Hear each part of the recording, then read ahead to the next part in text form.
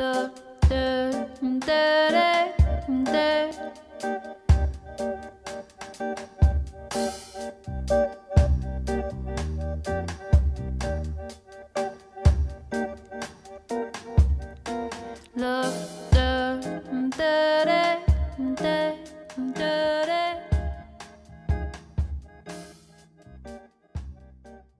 new favorite words is contumacious. I love that word.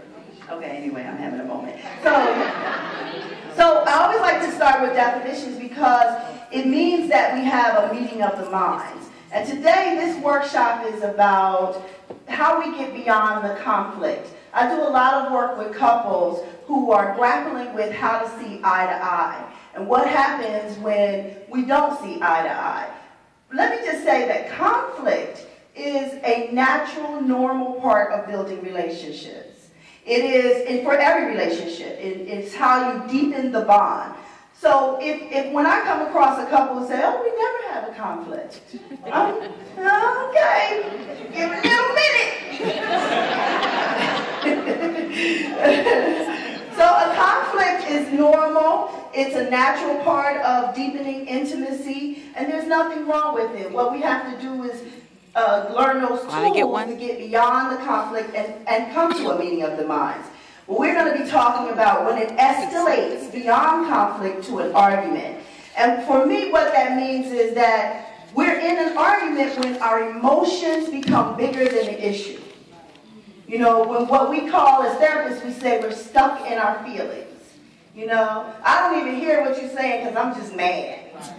You know, and sometimes when we're angry, because sometimes people don't really know when they're angry. You ever seen people, I'm not mad.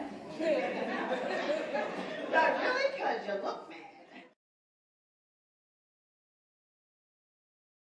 So, why do we argue? I'm asking you. Why do you think we argue? I mean, you know, we meet our woman, we see her across the room, ooh, she's fine. She has a beautiful smile, her spirit, woo! And then 6 months later, you're like, if you could just stop breathing. It's so loud. If you could just stop breathing so loud. Why are you hitting your toenails on the bed? No, it's not. Like, what happens? Why do we do, what is happening? Why do we argue? I think that a lot of arguments come from our ego. I think that our ego tells us that we are right, and we have to be right, and the other person has to be wrong. Yeah. And we need to learn to not operate through our ego, operate through our spirits. Yes. And realize that sometimes, in most cases, there is no right or wrong. That's right. That's right. It's just a difference of opinion. Absolutely. And so you have to figure out how to compromise and what is best for the situation. Absolutely. Without being emotional. I think without being, well, it's okay to be emotional because our emotions, you know, I always say there is no wrong emotion. There are some of us who grew up where we were told that anger is not okay, but that's not true. Anger is, all of the emotions that we have there are, I believe, God-given gifts to give us information. It's only information. It's what you do with that information that becomes relevant. So there are no wrong issues. What do you think is the thing we argue about the most? Who? Money. Money is a big one. Well, the research says that they call it the big five. Well, you can guess, but it's already on the screen, right?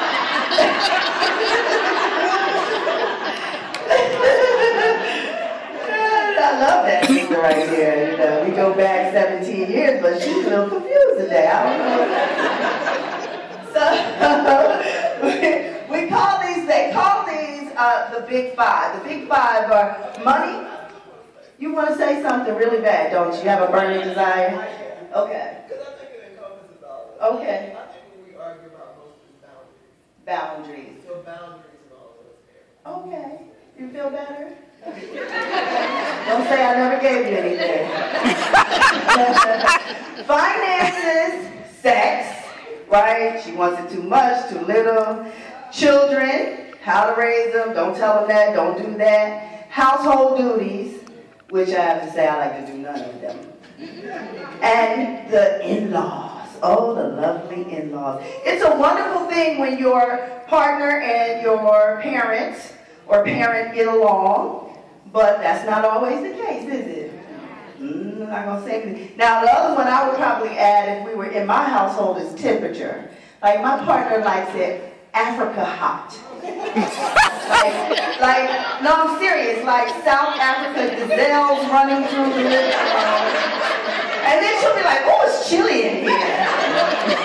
No, it's not. And I already had personal summers, okay? Live with it. And, it's not okay. So temperature I would add. But those are the big five. That's what research says that we argue about. I say that there's the big five, but then there's the real five. There are only 5 reasons that we really argue. I don't care what the argument is about. There are only 5 reasons that we ever really argue. And if you peel back the layers, this is what you'll get to. And when I do the work with couples in my office, this is where we go. And I use a form of therapy called Imago. I use some of the Imago principles. Because basically what it is about is that the person we chose is mirroring our stuff back to us. Now, we don't like to think that because some of that stuff we see is ugly. But it's true. So the real 5, fear. Fear is a big one. Fear of intimacy, fear of abandonment. Those are really big issues. And when that fear pops up, we go into protection mode, we get defensive, or we're in attack mode. And we don't even know that fear is at the core of it. But that fear of being vulnerable, of having your partner see you, it's great when your partner sees you out and you got your stilettos on and you look fine and all of those things. But will she really love me if she sees me in my rawness, if she sees me with my flaws? And the fear of being abandoned, the fear of having someone move that close to us can often really send us to places of attack and protection. Then inadequacy and insecurity. I will tell you this, you can never, and you can go test it out, you can never love someone beyond the point in which they love themselves. I'm going to say that again. That's the one to get the pen moving, baby.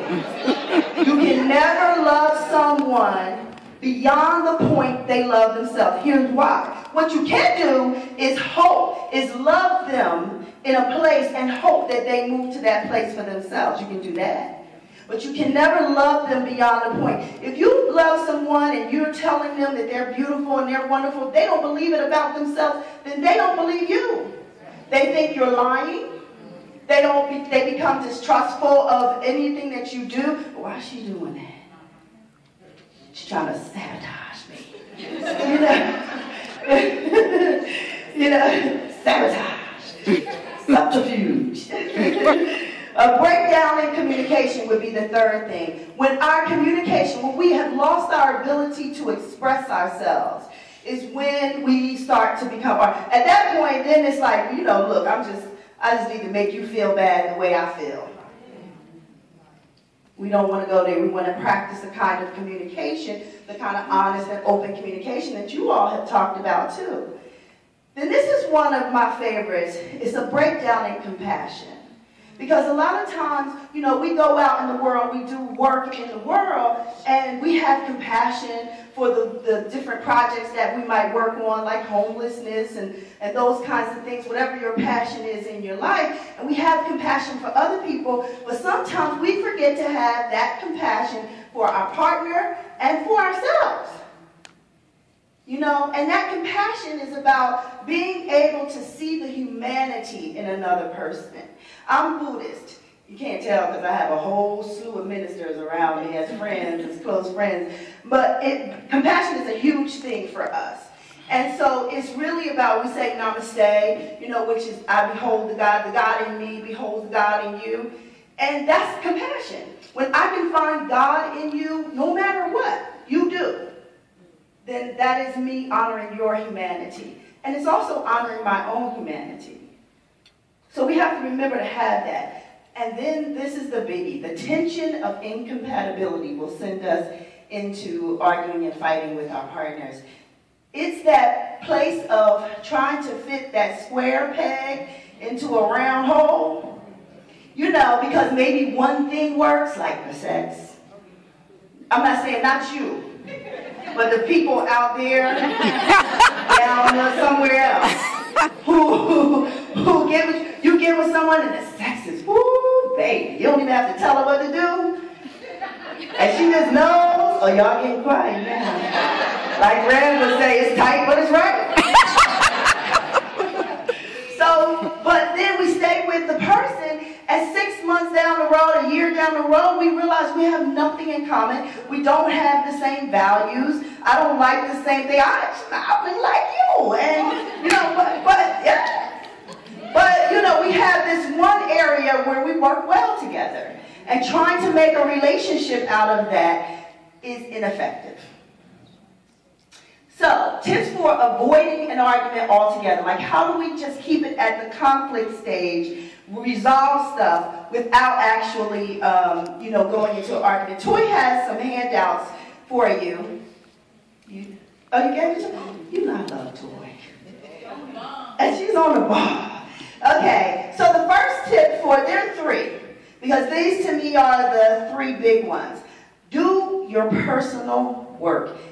That one is in red because if you get nothing else from today, all day long, you might get a pocketbook, but get this. Do your personal work. Get out of your own way of a successful partnership. A lot of people think that as therapists, are there any other counselors and therapists in the room? Oh, well, okay, I know you. I know you, Adrienne. Okay, but a lot of people think that as therapists, we are trained to get into your head. But we spend a large majority of our training getting out of our own way so that we can see we're required to go to therapy. Yes, Black people, we go to therapy. It is okay.